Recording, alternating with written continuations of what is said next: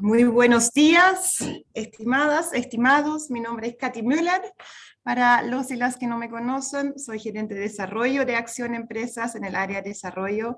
Están todas las líneas temáticas donde trabajamos los aspectos sociales, ambientales, de gobernanza y también relacionado con derechos humanos que impulsamos de esta acción en conjunto con todos ustedes, con nuestra red de empresas.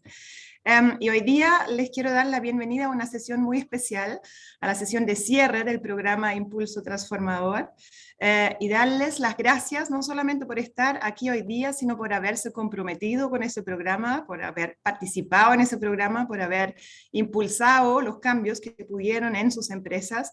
Y también quisiera hacer un agradecimiento muy especial al comité temático, que vamos a mencionar también en la presentación de lo que fue ese programa y que nos ayudó muchísimo desde el inicio, cuando el gran desafío era diseñar el programa, hasta ahora el final, donde nos toca evaluar cuáles han sido los aciertos y cuáles siguen siendo las brechas y los desafíos que tenemos pendientes, que claramente nunca faltan.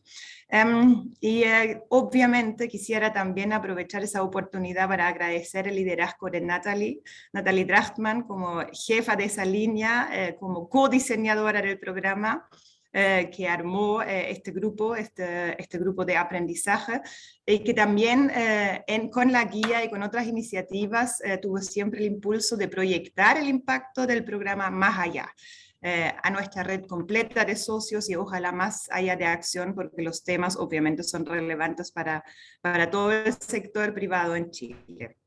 Y bueno, para hoy día también dar la muy, muy cordial bienvenida a Claudia Aldana, a Paula Coronel, María José Fuentalba y también Mileni Iribarne, todas socias, aliadas en el mejor sentido de la palabra de Acción, y no solamente de Acción, sino muy especialmente comprometidos con el tema personas y trabajo, con el tema diversidad e inclusión, que también es un gran tema de esa sesión de cierre, porque aprovechamos esa oportunidad para lanzar la guía de la gestión de la diversidad e inclusión que se ha trabajado desde el comité temático también en el marco de ese programa.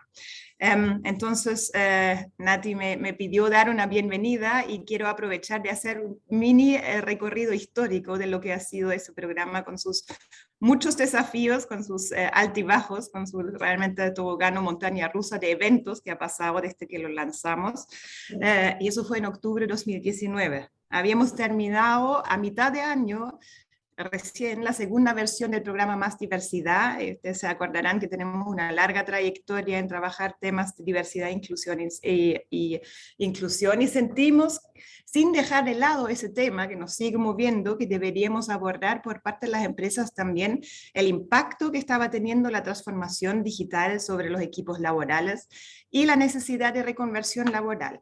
Y ahí entró Nati con la experiencia laboral previa que tenía en CODEA y justamente en esos temas, y también un fuerte interés en impulsar esos temas y despertar la concientización, ojalá también en el sector privado.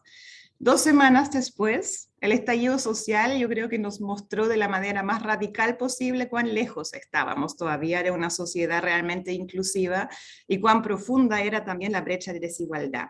Y eso gatilló en acción en nuestra organización, pero también, y lo vimos en muchas empresas, un profundo cuestionamiento respecto a qué había que hacer realmente distinto para disminuir esas brechas, ojalá cerrarlos, y desde el ámbito laboral. Surgieron varias iniciativas en ese momento. El 10 por que se mantiene con ánimo de reducir las brechas salariales o aumentar el sueldo mínimo. También la iniciativa Tenemos que hablar de Chile. Por otro lado, en Acción, nuestras conversaciones movilizadoras y una serie de acciones más implementadas en muchas empresas, justamente para buscar una participación más activa, para fomentar las conversaciones, para ver las causas de esa sensación de maltrato o malestar que había, de injusticia, de creciente desconfianza, y generar realmente una participación. Y en ese contexto fue que nació ese programa, Impulso Transformador, que obviamente se enfrentaba a tremendas y variadas expectativas. Y ahí, con la ayuda justamente del comité temático, optamos finalmente por enfocarnos en los 3 pilares que han marcado la trayectoria de esos 2 años: diversidad e inclusión, condiciones laborales, pero pensando más allá de las relaciones con el sindicato, sino pensando en la participación activa, y el tema de transformación digital. Definimos indicadores que para nosotros son como la columna vertebral, el esqueleto de los programas. Medimos la línea base con ustedes y nos comprometimos de esta acción a ayudar e impulsar en las empresas participantes a avanzar en esas 3 dimensiones, pero sin el trabajo de ustedes en cada una de esas organizaciones, eso es absolutamente en vano, eso no funciona. Entonces, poco sabíamos respecto a cuán relevante se iba a hacer el salto a la digitalización en muy poco tiempo. Veníamos todos con el estallido social ahí a flor de piel y en marzo pasamos de marchas interminables a un parálisis pandémico y cambiamos todos, igual, toda nuestra oferta de valor o todo lo que pudimos a una digital. Complementamos un programa que estaba basado en la presencialidad, en el relacionamiento, en el conocerse, por webinars sobre salud, seguridad laboral, sobre cuál mascarillas eran los más seguros y cómo reacomodar los espacios, y también nuevas formas de liderazgo a distancia, para luego también abordar los estragos que dejaba esa pandemia en la salud mental de las personas. Entonces, en paralelo con el programa, con nuestros indicadores, se abrió un mundo que nos exigía permanentemente adaptarnos. Pero igual seguimos trabajando en los 3 pilares, con ejemplos de buenas prácticas de todos ustedes, con los aprendizajes que compartieron generosamente desde sus empresas y también con insumos de socios como CEMSO, el Semáforo Social o la OIT, buscando compartir experiencias dentro y más allá del programa. Y en ese sentido creo no exagerar cuando digo que debe haber sido probablemente uno de los programas más desafiantes y desafiados de los últimos años. Ambicioso y cuestionador y al mismo tiempo también capaz de generar una comunidad de aprendizaje. Y eso es gracias a todos ustedes. Yo creo que los avances, y lo vamos a ver, han sido importantes, pero también sabemos que queda mucho camino por recorrer y que la pandemia ha significado enormes retrocesos, en especial en temas de igualdad de género, en la inclusión de las mujeres en el mercado laboral, y también ha acentuado muchas de las condiciones de vulnerabilidad que ya teníamos claro de estar antes. Entonces, sin duda, la próxima versión de ese programa va a abordar esos nuevos desafíos, pero hoy día creo que es hora de celebrar los avances, los esfuerzos que se han hecho y de mirar hacia el futuro justamente para establecer cuáles son nuestras próximas metas y ambiciones a trabajar, porque desafíos claramente no nos van a faltar. Quisiera agradecer especialmente a Nathalie, quien no solamente co-diseñó junto con el comité, sino también gestionó y lideró el programa Impulso Transformador, que hoy se cierra.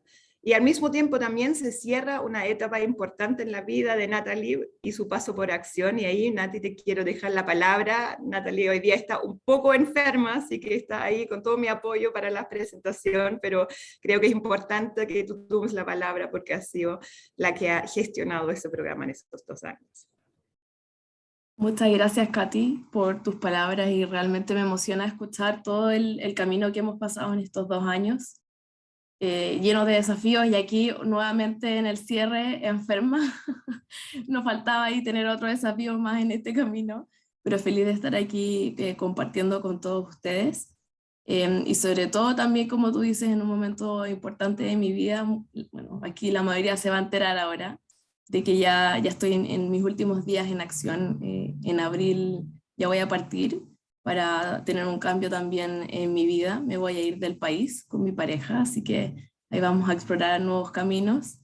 La verdad es que también trabajo desde muy joven, así que quiero abrirme a estas nuevas oportunidades. De repente me dicen que soy como más baby boomer que millennial, así que darme ese espacio de poder explorar otras experiencias y también, bueno, muy contenta yéndome con todos los aprendizajes, el conocimiento y de haber compartido con todos ustedes. Así que feliz de estar aquí para poder hacerles la presentación de cierre del programa Impulso Transformador, un programa que realmente fue muy transformador, tanto para las empresas, pero también para nosotros como Acción y también en lo personal para mí también. Y ahí les voy a pedir que me tengan un poquito de paciencia con la voz y si me pongo a toser, tengo un vasito de agua, igual Katy me va a acompañar aquí. Yo estoy aquí, si no puedes seguir, tú me dices nomás y yo sigo. Gracias. Bueno, como decía Katy, efectivamente hemos tenido 2 años y medio marcados por desafíos. Cuando nosotros recién empezamos a construir este nuevo programa de Impulso Transformador, Efectivamente fue justo un par de días antes de que comenzara el estallido social. En Acción Empresa estábamos trabajando anteriormente en la línea de personas y trabajo, que antes era trabajo y futuro, solamente pensando en más diversidad principalmente, en todo lo que era diversidad e inclusión. El gran exitoso Más Diversidad, que tuvo 2 ciclos, que fueron aproximadamente 5 años, donde varias de las empresas que están acá también nos acompañaron en ese proceso. Y ya por un lado decíamos, efectivamente hemos hecho un gran camino con el Más Diversidad, sobre todo en un contexto donde no era una temática tendencia, donde no estaban las regulaciones que nos acompañan hoy para poder avanzar, pero que sin duda todavía veíamos que habían grandes desafíos, por lo tanto quisimos mantener diversidad e inclusión, pero también ir sumando los distintos desafíos que estábamos teniendo en ese momento, y ahí por un lado el estallido social, que afectó directamente en uno de los pilares, que es el de relaciones laborales y todo el tema de las condiciones, pensando mucho más allá, como decía Katy, no solo de los sindicatos, sino también cuestionarnos cómo estaban nuestros trabajadores y cuáles eran esas condiciones. Y ahí en ese contexto también quisimos sumar transformación digital, que era una temática que el World Business Council a nivel internacional estaba trabajando, que veíamos que era algo a futuro y que quizás acá en Chile todavía no era una temática de tanta relevancia, pero que estaba agarrando fuerza. Y ahí decidimos construir este programa que tenía como origen el lanzamiento el 31 de marzo, recuerdo, que era presencial de hecho. Teníamos ahí un lugar presencial para reunirnos, y ahí la pandemia nos llegó. Como dice Katy, tratamos de mantener el programa tratando de involucrarnos con las temáticas que teníamos originalmente y los indicadores, pero claramente ahí estuvimos tratando de relacionarnos lo más posible con las necesidades que estaban teniendo las empresas en ese minuto. Y también en un contexto VUCA que ya llevamos hace harto tiempo y que ahora está en su máximo esplendor, diría, en un mundo de trabajo que está en constante cambio, que de hecho a pesar de la pandemia vemos que se generaron cambios a futuro, que el día que ya no tengamos que pensar en el COVID-19, sin duda vamos a seguir teniendo varios desafíos ahí del futuro del trabajo, que es algo que de hecho muchas de nuestras sesiones han sido sobre eso, en estas nuevas formas de cómo vamos a hacer empresa. Y ahí en todo ese contexto nace Impulso Transformador, que tenía como un propósito bastante desafiante, muy ambicioso, que era promover prácticas empresariales concretas para instalar una cultura organizacional tanto participativa, equitativa, inclusiva, meritocrática y socialmente justa frente a los desafíos del trabajo del futuro.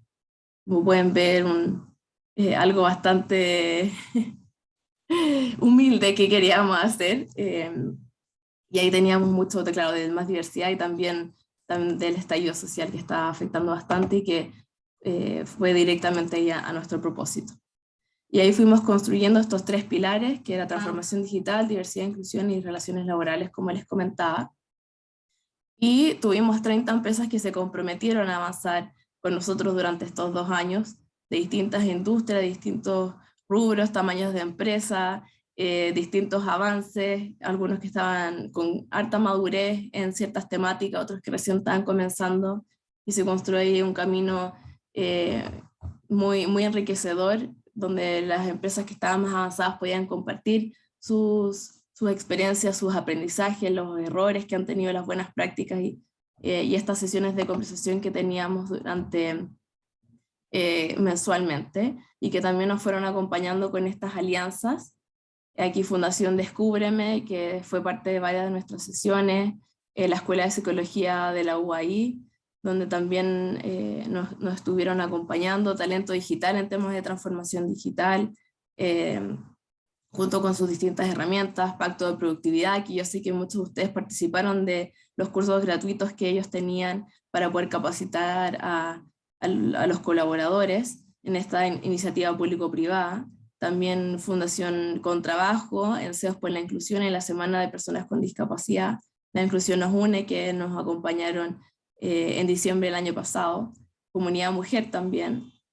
Y bueno, y por último, uno también de los más importantes, la OIT, junto con el estudio que hicimos en relación a la sostenibilidad, la función de la sostenibilidad en las empresas y su relación ahí con los distintos actores, que después podemos enviarles el link si se lo han perdido y podemos ponerlo en el chat para que lo vean, porque realmente es un estudio muy completo. Y también CEMSO, que fue un gran aliado para poder entregarnos esta herramienta de vulnerabilidad de colaboradores, para poder generar estos diagnósticos que justamente era una de las principales indicadores que teníamos.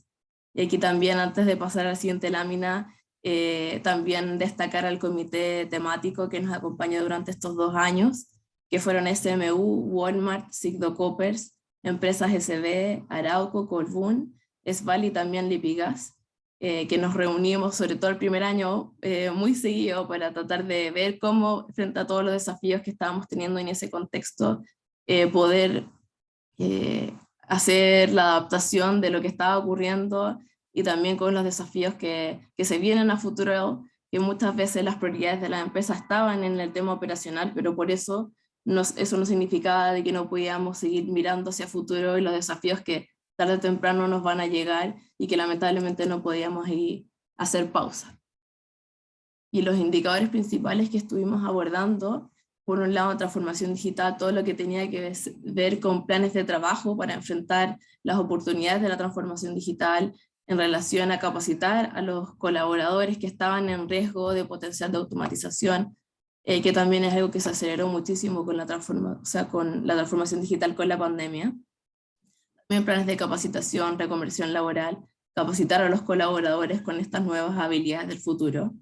Por otro lado, otros indicadores de diversidad e inclusión que venían también del Más Diversidad, que por ejemplo era tener metas en relación a la inclusión de grupos prioritarios, que no solamente fuera tenerlos parte de la inducción y aumentar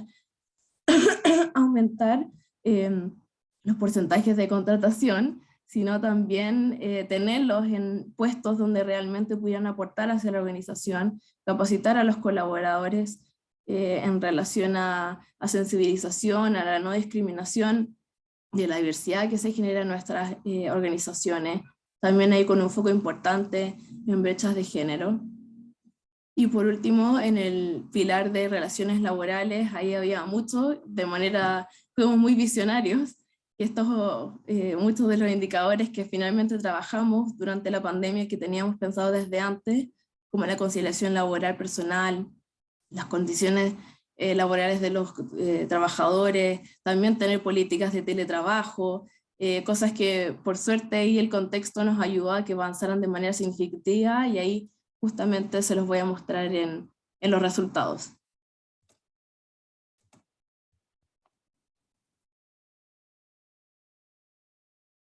Bueno, un poco como contexto general, aquí tenemos los avances de los 3 pilares.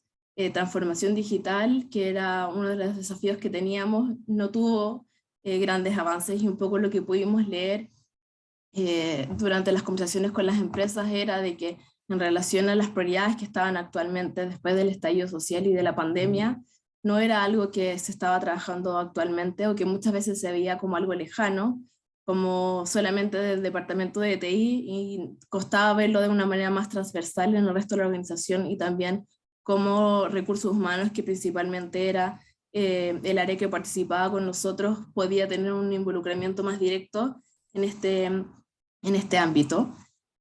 A pesar de que la transformación digital justamente se aceleró mucho con la pandemia, pero de todas maneras ese fue un desafío que tuvimos. En relación a diversidad, inclusión y condiciones laborales, es algo que ahí avanzó un poco más. Diversidad e inclusión también es algo que quedó un poco de lado durante la pandemia, a pesar de que consideramos que la diversidad e inclusión es justamente una de las formas de poder abordar estos momentos de incertidumbre, de crisis, y por eso de hecho construimos la guía de la gestión de la diversidad que les vamos a presentar en unos minutos, y condiciones laborales, que claramente ahí con el contexto nos ayudó a avanzar de manera significativa. Y aquí creo que es importante destacar principalmente el indicador que nos costó mucho que avanzaran, porque los otros se mantuvieron casi iguales, así que ahí tenemos el desafío de seguir empujando, pero igual en un 70% no es algo malo, pero sí es preocupante que tengamos un porcentaje tan pequeño de empresas que tienen planes de reconversión laboral para puestos con potencial de automatización, sobre todo siendo una problemática que está creciendo mucho en Chile, que vemos que también a nivel internacional es una de las temáticas importantes para seguir trabajando. El World Business Council tiene gran parte de sus esfuerzos en temas de personas y trabajo, justamente en esta temática, y ahí tenemos como desafío futuro para seguir abordando en la línea de personas y trabajo, cómo las empresas pueden empezar a avanzar en estos planes de reconversión, darse cuenta también de la responsabilidad que ellos tienen para los puestos que están en riesgo de automatización, y poder también capacitar a sus colaboradores para tener trabajos de mejor calidad a futuro, que tengan más oportunidades de crecimiento y desarrollo. En relaciones laborales también vemos que hubo un gran avance en políticas de conciliación laboral personal, de teletrabajo, que avanzaron justamente por la pandemia, espacios de diálogo y participación también con el estallido social. Y aquí me quiero quedar con dos indicadores principales. Uno, el de las políticas y estándares que regulan las condiciones laborales de los subcontratistas. Justamente fue una de las últimas sesiones que tuvimos y nos dimos cuenta lo mucho que hay ahí por avanzar, y en general la división que hay dentro de las organizaciones para poder trabajar en estos temas.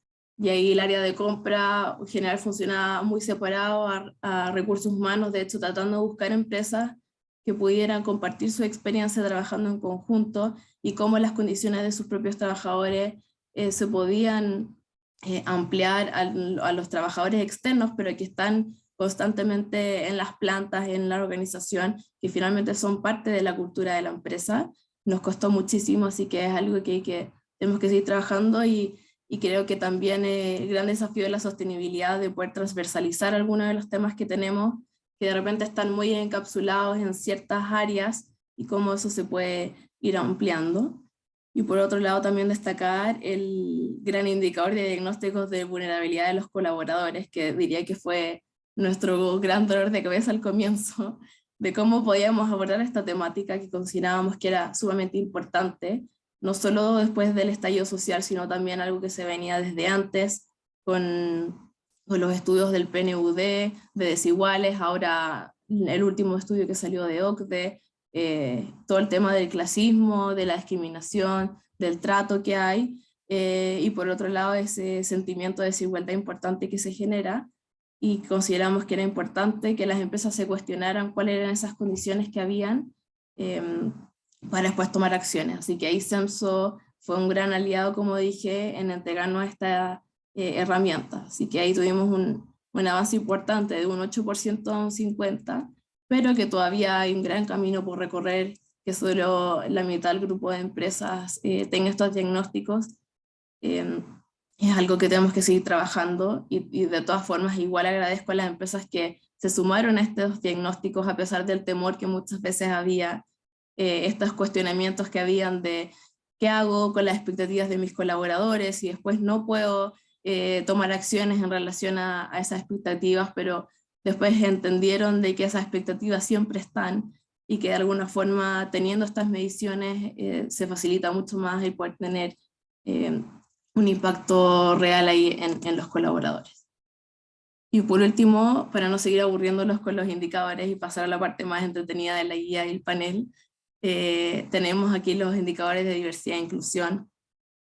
Y diría que el gran avance justamente es las políticas de diversidad e inclusión difundidas, y tuvimos varias sesiones y apoyo con varias empresas en relación a esos comités de diversidad, de cómo podían construir estas políticas tanto de diversidad como también de no discriminación, pero se ve el desafío importante de que no solamente nos quedemos con tener una política, sino ir generando acciones concretas, que no es suficiente tener, por ejemplo, el porcentaje que estábamos buscando como meta de contratación, sino tomar las acciones como capacitar a los colaboradores en diversidad y no discriminación, de cómo ellos pueden ir generando una cultura de inclusión, una cultura de diversidad, no solamente teniendo el porcentaje que se busca, sino con esta cultura que finalmente es la que genera todos los beneficios que estamos buscando de diversidad.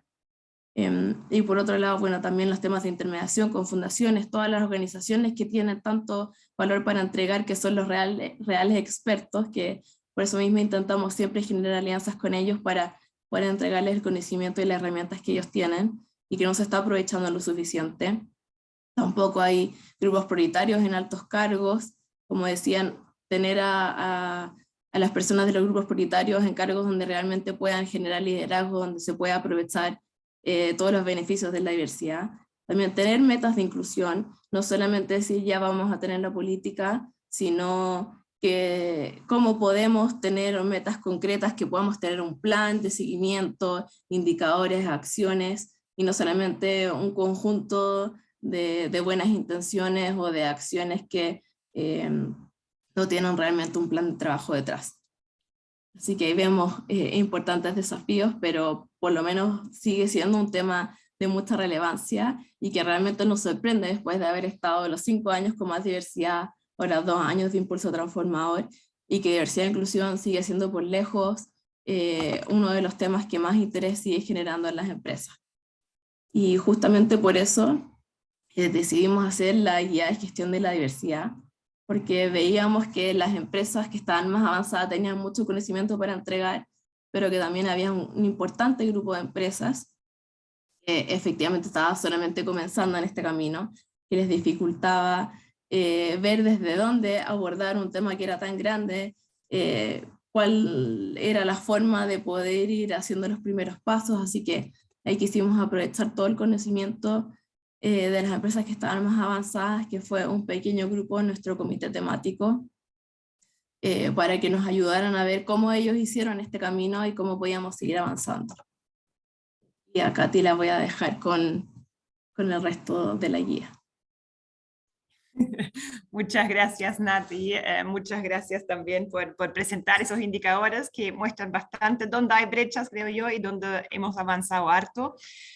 Y me es un gusto tomar la presentación de esa guía y agradezco especialmente la colaboración ahí de las empresas que tienen también listado Lípicas, empresas SB, SMU, de esas 3. Hay representantes después en el panel que nos pueden compartir también sus experiencias, y está Walmart, Arauco y Colbún, y por supuesto también la directora de la Fundación Una Escuela para Todos, que yo creo que también es importante porque muestra las oportunidades que existen en colaborar desde las empresas con las fundaciones que promueven justamente esos temas.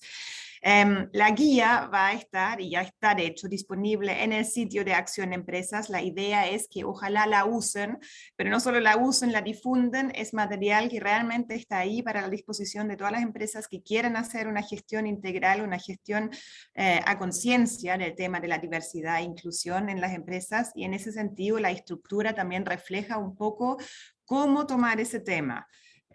Salud, Nati. Espero que estés bien. Bueno, para explicarle un poco cómo está estructurado, porque es un documento bastante largo y no necesariamente tienen que leer todo, se puede leer por parte. Primero, obviamente, la idea es poner en relevancia el contexto, la necesidad de trabajar esos temas, y después hacer una definición de algunos conceptos como discriminación, como inclusión, que entendemos realmente bajo eso y cuáles son también las brechas que existen al respecto. Después hay una sección que yo creo que es bien importante, los beneficios de la gestión de la diversidad, y ahí quiero hacer un hincapié en el panel también para que no solamente nos quedemos con los titulares, sino que ojalá las panelistas después nos comenten también cómo lo han vivido esos beneficios, y si han vivido esos beneficios en las empresas.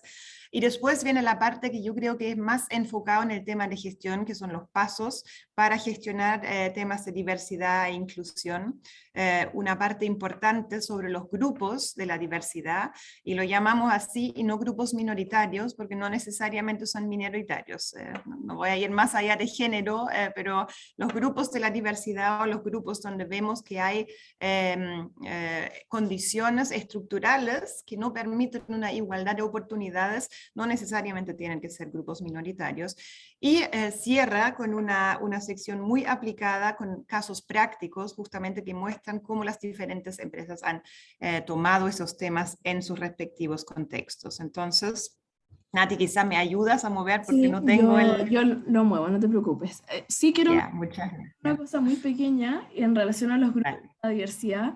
Lo que quisimos fue abordar los grupos que eran los principales de grupos prioritarios de nuestras empresas, y dejamos algunos grupos fuera, principalmente por dos razones. Uno, porque la guía está pensada en grupos de la diversidad dentro de la organización, como colaboradores, porque diversidad e inclusión también se puede trabajar a nivel de clientes, de comunidades, a nivel de proveedores, pero en este caso lo hicimos específicamente en trabajadores, y por eso mismo, por ejemplo, el grupo prioritario de pueblos originarios quedó fuera, porque es un grupo prioritario que principalmente se trabaja desde la diversidad, pero hacia afuera, con las comunidades, y no internamente con los trabajadores, pero sabemos de que la diversidad e inclusión es una manera amplia de ver las relaciones de las empresas con todos sus stakeholders, y tenemos ahí el desafío de seguir abordándolo hacia afuera, y también sobre todo con los grupos prioritarios que quizás no están tan trabajados como por ejemplo lo sería el de pueblo originario.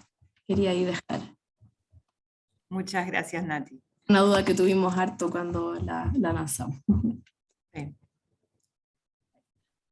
Bueno, vamos aquí a los beneficios de la gestión de la diversidad, y en ese slide me quedo más bien como con los titulares, con algunas cifras también, pero los principales beneficios de la gestión de la diversidad e inclusión que se reportan en las empresas básicamente tienen que ver, por un lado, con reducción de costos, y no costos en términos de sueldo, sino costos en términos de disminuir los costos de rotación, tener una mayor satisfacción laboral, un mejor clima laboral, también equipos más comprometidos con la organización y una mayor atracción de talentos, que es algo cada vez más importante. Entonces, como tiene un efecto que es bastante claro y neto sobre el clima, sobre la motivación y sobre la coherencia también de los equipos. Otro tema que siempre se destaca es el tema de innovación, y eso no llama mucho la atención, porque al tener diversidad en los grupos de trabajo, eso conlleva también una multiplicidad de puntos de vista, siempre y cuando hay espacio para que esos puntos de vista se puedan expresar también, lo cual, cuando está bien gestionado, cuando hay esos espacios de participación, conlleva también mayores niveles de análisis críticos, más como una visión más integral de toda la situación, y en ese sentido permite tomar mejores decisiones y decisiones más innovadoras también. Por otro lado, el tema del reconocimiento externo, obviamente la buena reputación está muy relacionado también con temas de inclusión, con temas de bienestar también laboral, en el sentido del trato, de la cohesión, del clima, de los equipos, y eso también es atractivo y cada vez más atractivo para las personas que están buscando trabajo, que están evaluando las empresas donde quieren trabajar, y también crecientemente para los clientes. Y por último, en cuanto a la rentabilidad, ahí de hecho hay cifras, las empresas con una mayor diversidad tienen más probabilidades de un mejor rendimiento, y ahí una cifra que es bastante llamativa, con un alcance de un 35% más de rentabilidad. Eso no es siempre así, no es automáticamente así, tiene que ver mucho también con factores de cómo está gestionado, pero básicamente eso está relacionado con una mayor variedad de talentos, una mayor diversidad de perfiles, de experiencias y de liderazgo, lo cual genera nuevamente un impacto directo en la toma de decisiones, que ya lo hablamos en el tema de la innovación. Entonces yo creo que esos son los 4 principales puntos que se vuelven a mencionar, pero vamos a ahondar en eso un poquito más. Y ahora me voy al ciclo de la gestión de la diversidad e inclusión. Quizá tampoco es muy sorprendente, es muy similar al ciclo de gestión de otros aspectos de la sostenibilidad, y básicamente empieza con un compromiso de la alta dirección, de la gobernanza, de los líderes de la organización, que realmente declaran ese compromiso, ojalá lo anclan en una política, y ahí vimos también había harto avance en el programa, hay un alto nivel de avance, y la definición de responsable, de quién está a cargo de gestionar también ese compromiso. Después, la segunda parte siempre es el levantamiento de la situación, del status quo, hacer un diagnóstico, una línea base, definir también lo que se quiere medir. Por ejemplo, quiero medir cuál es la representación de mujeres en la alta dirección, quiero medir cuántas personas migrantes he incluido en mis equipos, cuál es el mapa de diversidad prioritario que quiero trabajar y que puedo trabajar también, dado la naturaleza de mis operaciones. Entonces, ese mapa es bien clave y ya implica algunas decisiones estratégicas que se reflejan después en el plan de acción, que tiene objetivos y metas concretas, donde la idea no solamente es seguir midiendo, sino decir, ok, si en ese momento estoy con X%, en 10 años más quiero estar en eso, y ahí en la guía misma también hay varios ejemplos. por ejemplo el de Colbún, del sector energético, respecto a aumentar la diversidad de género, la inclusión de mujeres en rubros que son tradicionalmente más tomados por hombres. Entonces, yo creo ahí hay un buen ejemplo, y esos planes de acción obviamente también tienen que definir el alcance. Voy a hacer un piloto, voy a abordar inmediatamente la totalidad de la empresa con la casa matriz, con las instalaciones productivas, por ejemplo, y cuáles son los indicadores que voy a mirar específicamente.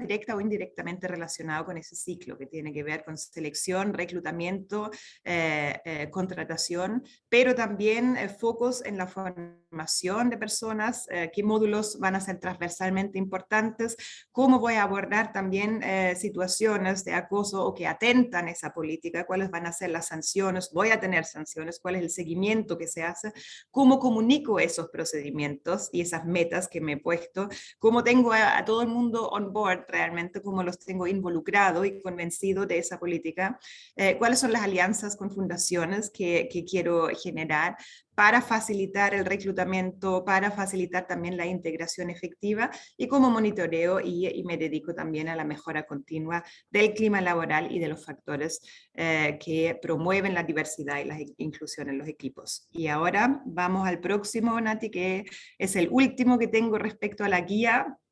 Natalie ya les explicó un poco lo que quería mencionarles acá sobre los grupos de diversidad. Son algunos grupos de diversidad, y yo creo que hay muchos más. Sabemos también que hay empresas que trabajan con otros grupos. Los pueblos originarios, efectivamente, muchas veces se trabaja con el foco en comunidades, pero empresas que tienen como instalaciones productivas en el sur, las forestales también, ahí también son parte de los equipos. Entonces también hay un desafío quizá creciente en ese sentido, y también hay un grupo de la diversidad que lo teníamos muy mapeado al principio, y que tiene que ver nuevamente con el estallido social, y que reportaron también mucha sensación de discriminación, sobre todo en el ámbito laboral, que son las personas de menores ingresos y menor nivel de educación. Entonces yo creo también ahí hay un desafío que tampoco es un grupo minoritario, pero sí hay un desafío de cómo trabajo también esos mecanismos de mayor inclusión, de mayor amplitud para los puntos de vista en ese sentido. Y bueno, la guía cierra, como les comenté, con 5 casos que creo que pueden ser muy inspiradores, que pueden ser muy buenas ideas para las empresas que lo quieren adaptar, sobre todo porque tienen esa visión concreta del cómo lo hago, cómo lo hice realmente y qué aprendí en eso, y que ojalá sean altamente, no solamente replicables, sino replicados o incluso mejorados y adaptados a las diferentes realidades de las empresas. Entonces, con eso les dejo como esa guía como muy recomendada. Por favor, difúndenla libremente, ojalá sirva a muchas más personas, no solamente a los y las que han sido parte de este programa. Y vamos ahora al panel de conversación. Ahí, bueno, nuevamente muy bienvenidas María José Fuentealba, gerente de sostenibilidad y comunicaciones de Empresas SB, eterna aliada en el tema de diversidad e inclusión, y realmente también una de las empresas que ha hecho grandes pasos, que ha hecho tremendos avances y que ha trabajado también como una de las primeras con un grupo prioritario como son las personas migrantes, cuando fue un tema muy nuevo también en Chile, cuando recién estaban aumentando. Bienvenida también Milén Iribarne, gerente de personas Lipigas, que ha sido igualmente fiel a esa temática, un gran apoyo en el diseño, en el acompañamiento de los programas, y más encima de una empresa donde la inclusión, por ejemplo, de las personas, de las mujeres, ha sido un mucho mayor desafío. También bienvenida Claudia Coronel, gerenta corporativa de personas y sostenibilidad en SMU, que nos va a poder compartir una experiencia muy interesante. Vi que tiene el logo, de hecho, en el fondo de cerca, entonces va a ser interesante escuchar eso también.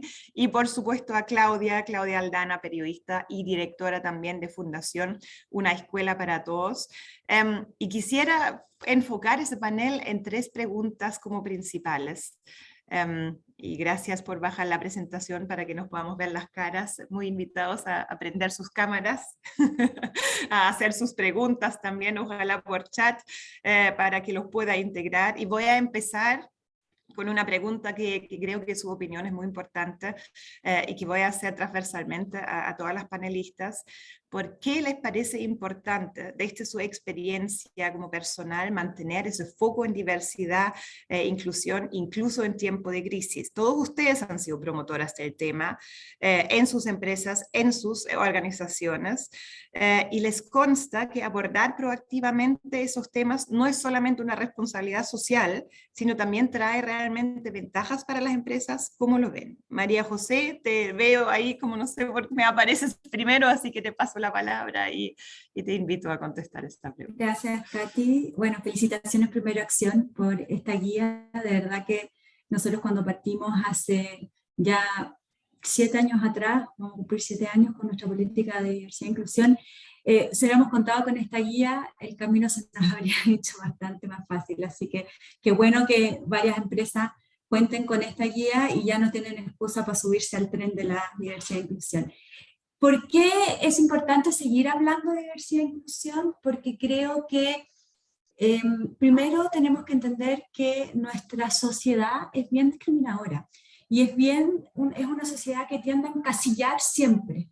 O sea, encasillamos por nivel socioeconómico, encasillamos por tipo colegio, encasillamos por género. Siempre tenemos que encasillar, es como una lógica permanente que tenemos.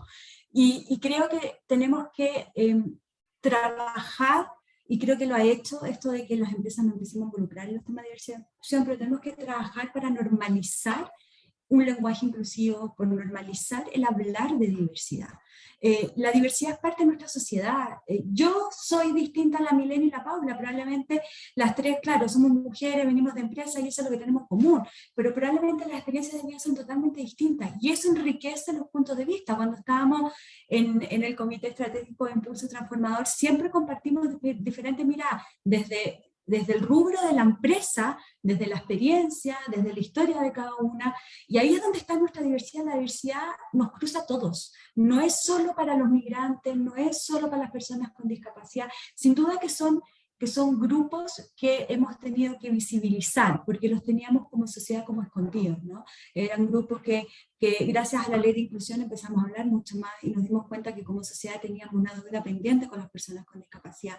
Y creo que también hay deudas pendientes con los migrantes, bueno, con las mujeres, por supuesto, con los adultos mayores, con las personas de la diversidad sexual. Qué bueno que estemos hablando de diversidad sexual por fin y que estamos normalizando. Antes como que los teníamos en el closet y era un tema que no nos atrevíamos a hablar mucho porque rompía el status quo.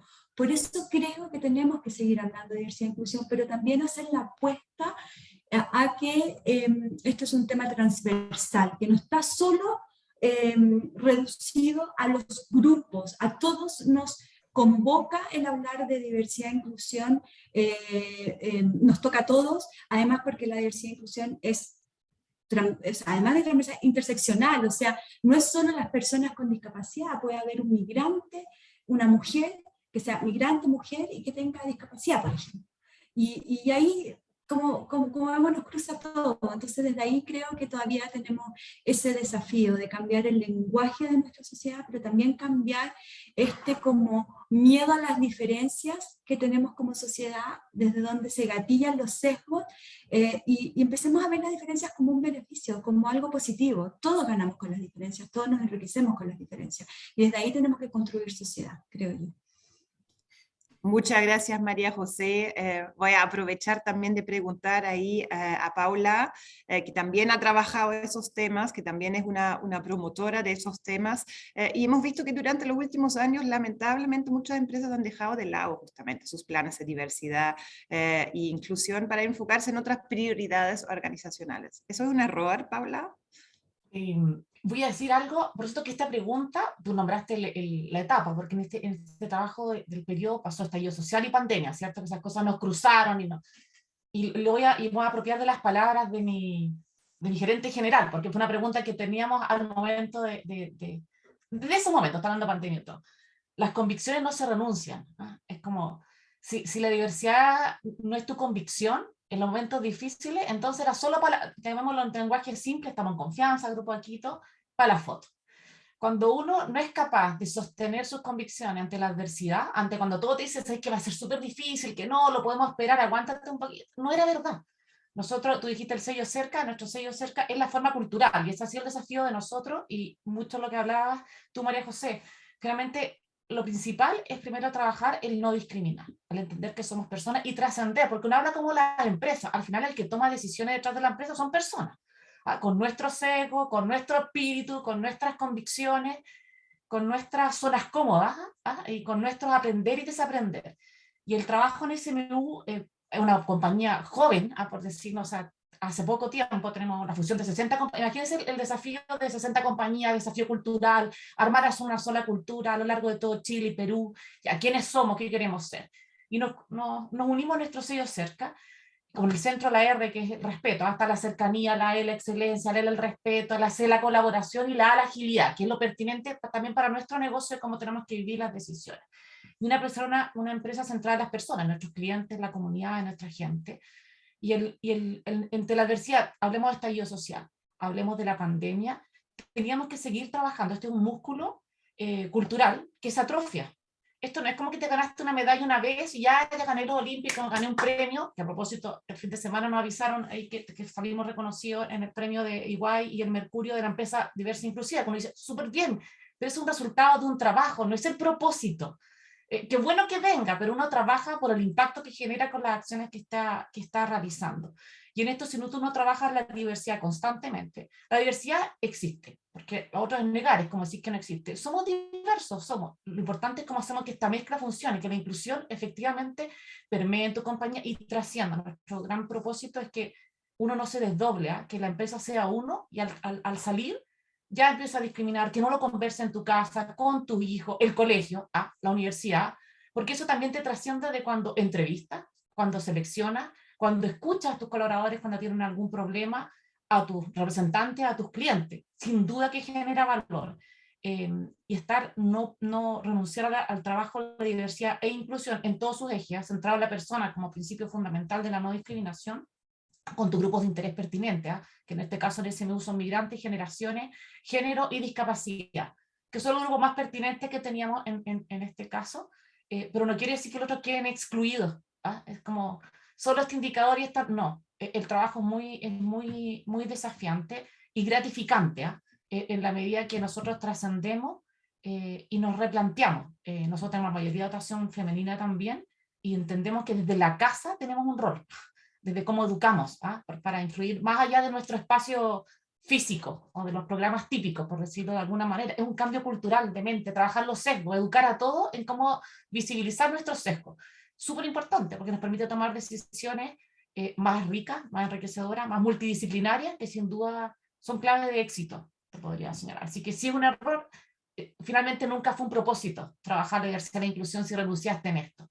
Creo que se develan tus verdaderas intenciones, para decirlo de otra manera.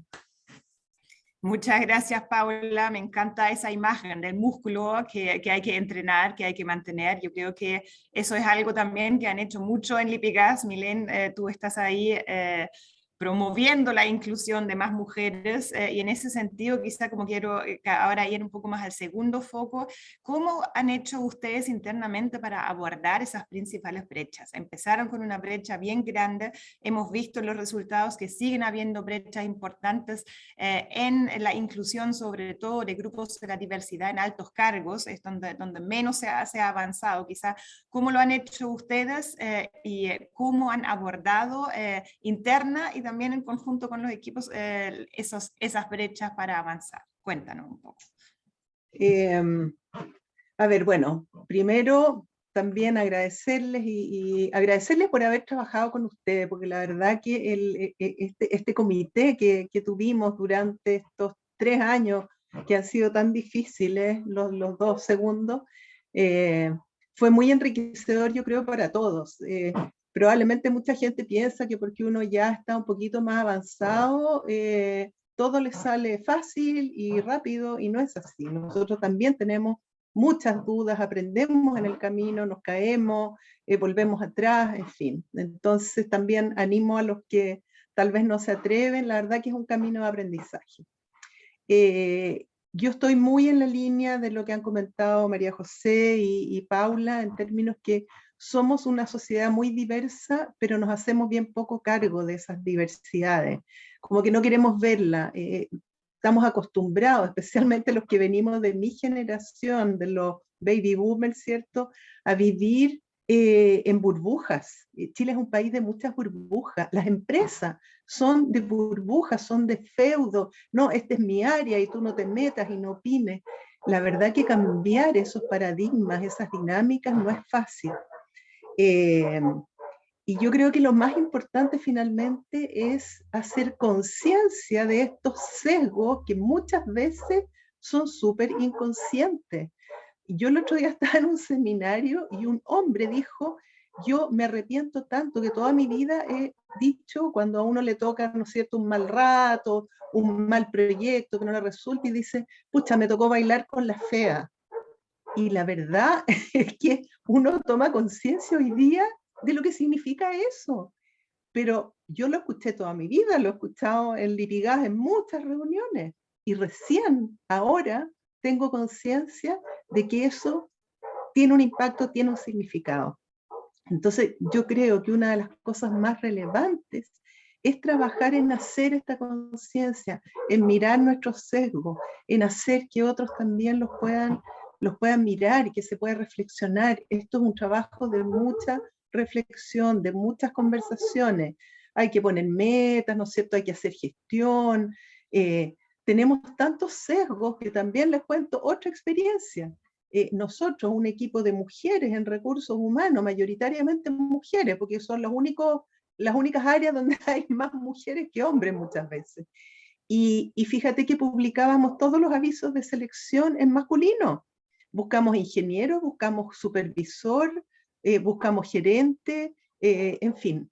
Y nos dimos cuenta de eso cuando empezamos a incorporar este tema como parte de nuestra gestión y a mirar y a diagnosticar y a explorar por dónde venían nuestras dificultades. Entonces, la verdad que tenemos mucho sesgo y yo creo que eso es lo principal que hay que trabajar para poder vencerlo. Todo lo otro es gestión, la guía debe estar espectacular para eso, pero aquí hay que entrar en conversaciones difíciles a veces, que nos ha tocado probablemente a todos los que hemos trabajado en este tema. Gracias, Milenio. Creo que ese tema de trabajar los sesgos es tremendamente importante y es uno de los grandes desafíos a abordar en las empresas. Y ahí, bueno, Claudia ha hecho un trabajo importante y quisiera destacar también nuevamente la importancia de trabajar justamente en alianza con las fundaciones. Y ahí quiero dar un mini dato respecto a la brecha que existe todavía respecto a las personas con alguna discapacidad. Solo se han registrado un poco más de 20.000 con contrato laboral vigente, lo que corresponde a un 33%. O sea, incluso a pesar de haber promovido una ley, que es un tremendo paso, no ha avanzado tanto como quisiéramos. Y Claudia, quizá ahí tú puedes hablar también un poco cómo abordar las brechas desde una fundación, pero con las empresas. Como si nos puedes comentar un poquito, sería muy interesante.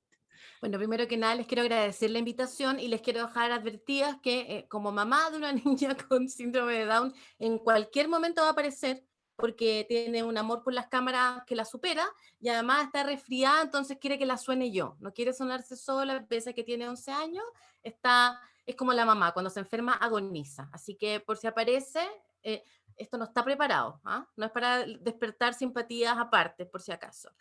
Primero que nada les quiero agradecer la invitación y a mí, bueno, yo soy fan de lo que hace Acción Empresas desde hace muchos años. Yo me acuerdo haber estado en la oficina el 2015 conversando con ustedes sobre diversidad e inclusión y lo que han logrado y lo que han avanzado.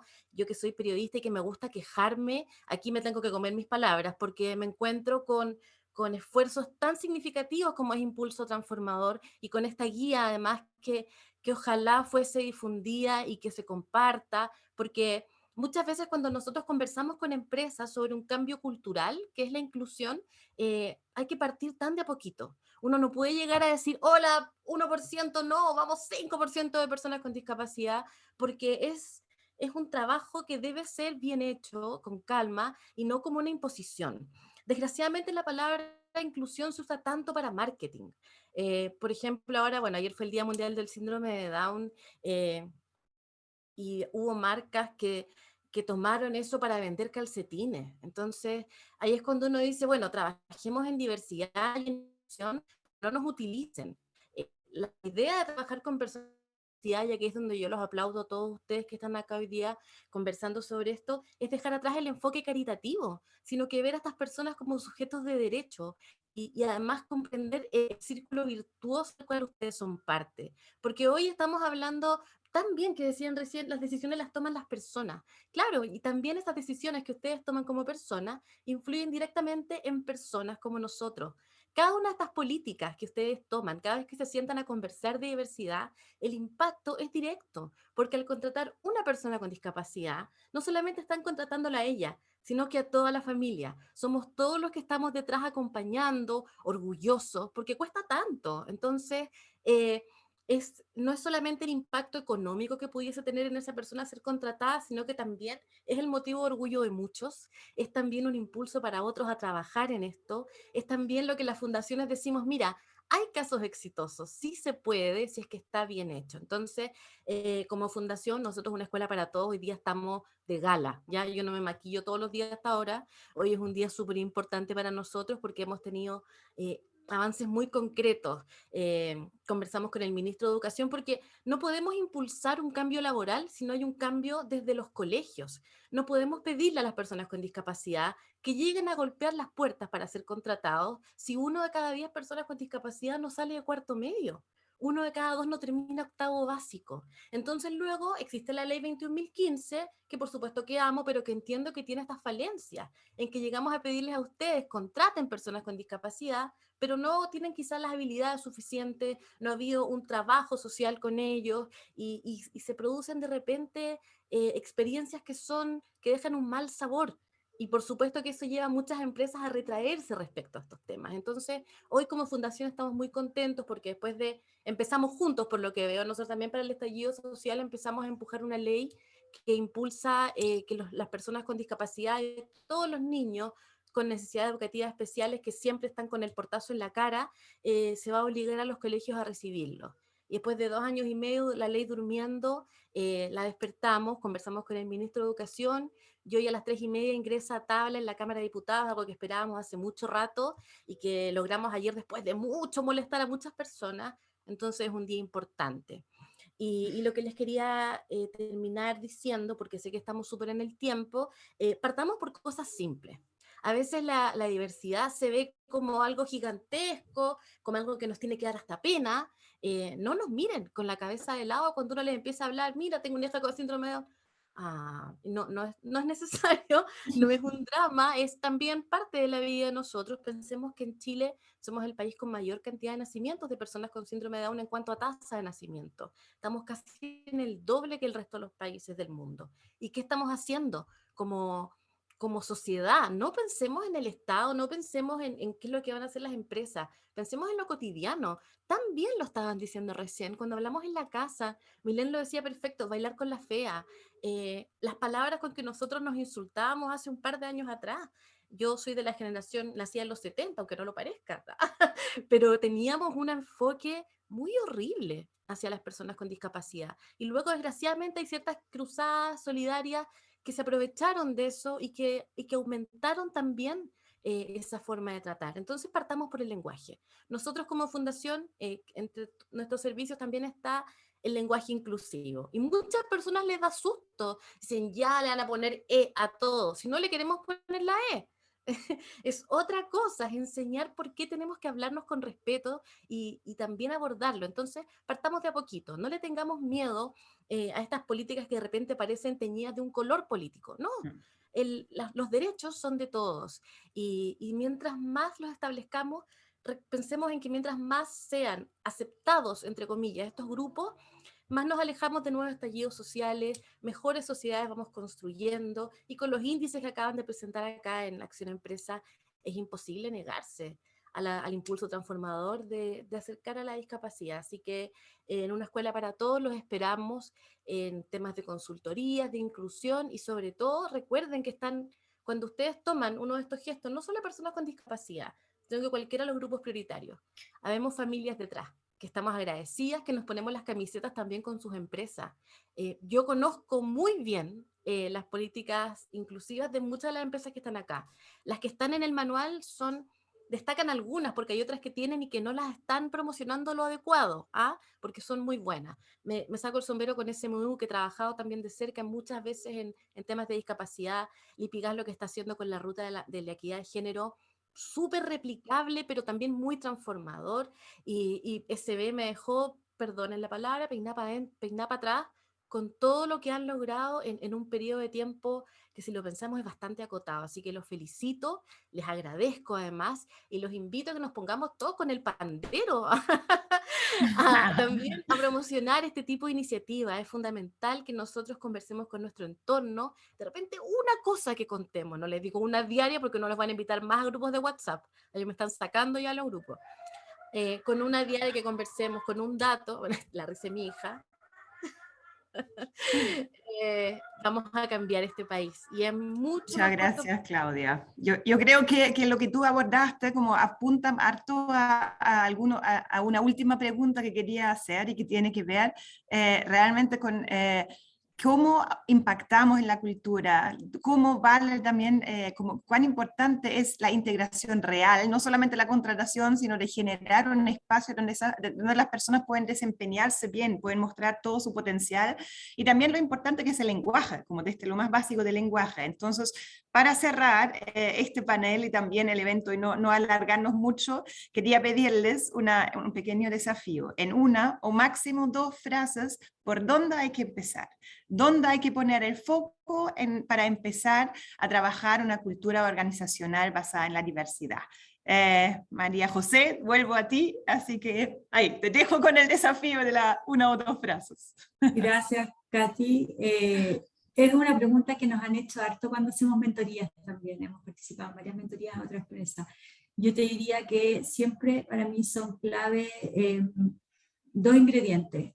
Uno, escribir la política. Creo que el ejercicio de escribir la política te hace, uno, plasmar también la cultura en la organización y que eso continúe más allá si está la María José, si está la Milén, si está la Paula, porque nosotros somos pasajeras de las empresas. Entonces, ¿cómo dejamos escrito en piedra que esto hay que hacerlo en la empresa? Yo diría que la política es clave. Y un segundo consejo que a mí me ayudó mucho, y creo que sí, le reconozco autoría y acción por haberme inspirado y sumado en esta pasión que tengo por el tema de la diversidad e inclusión, participar en las redes. Acción fue pionera en generar la mesa más diversidad.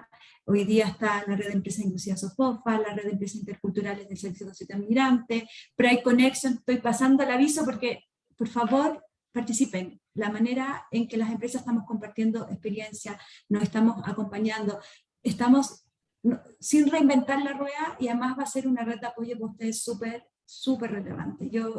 También esos 2 consejos son como intransables. Gracias, María José. Política, entonces, y participación en redes. Paula, ¿cuáles son tus focos? ¿Dónde pondrías tú el foco? También en 2 frases, ojalá. Yo me voy a remitir a lo que habíamos dicho antes. Yo creo que parte de la política, como señala María José, es clave, pero tiene que ser con tus principios. La mayoría de las compañías hoy día tienen código de ética, código de ética, conducta de negocio, y esto no puede ser un cototo anexo al código. O sea, si tu código de ética esto no lo refleja, lo otro como la política la pueden cambiar. Es mucho más difícil cambiar el código de ética que cambiar la política en el largo plazo. Es como que tanto ADN de compañía. Entonces, tener los procedimientos internos, y más allá del trabajador, tendemos a mirar la mayoría de recursos humanos. Supongo que se hace una encuesta acá, no se vive la diversidad en recursos humanos solamente.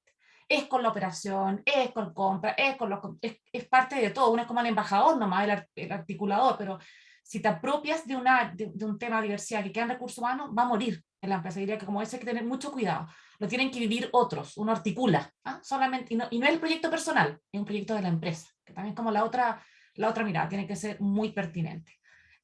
Eso, complementando lo mismo de María José. Súper importante transversalizar y integrar todo el equipo.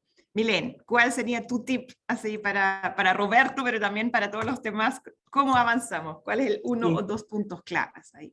Mira, yo agregaría tal vez a lo que han dicho un par de puntos. Uno tiene que ver con buscar aquellos focos que a nuestra empresa y que a nuestro negocio les son útiles, les son pertinentes. Es como cuando uno busca la materialidad, ¿no es cierto?, en los reportes, en los documentos, etcétera. Cada empresa tiene realidades distintas y por lo tanto tiene que fijarse focos distintos. En nuestro caso, uno de los focos importantes fue género, hoy día también lo es migrante, porque somos una empresa donde llegan muchos migrantes, porque tenemos todavía mucha oferta de trabajo, que no hay que tener grandes estudios, etcétera, y por lo tanto pueden postular. Entonces yo diría que eso para mí es un tema importante, definir el foco de acuerdo a nuestra realidad. Lo otro tiene que ver con el compromiso de la gerencia. O sea, aquí si no hay compromiso desde el gerente general e incluso muchas veces del directorio, esto tampoco va a permear, como decía la Paula, en todas las áreas. No es en el área de recursos humanos. Esto no es un tema nuestro, es un tema de la compañía y de su propósito y de sus valores y de sus principios. Por lo tanto, tiene que haber un compromiso desde arriba. Y lo último, concuerdo total con María José y probablemente Claudia también me da mucha razón. Hay que hacer alianzas, uno no es experto. Hay que ir con los expertos, con la gente que tiene la experiencia, aliarse en aquellos focos que uno está trabajando, no intentar hacerlo solo, descubrir la rueda. Hay mucha gente trabajando en distintos temas de diversidad, de inclusión, y lo más importante ahí es tener esas alianzas y apoyarse en lo que no sabemos hacer bien.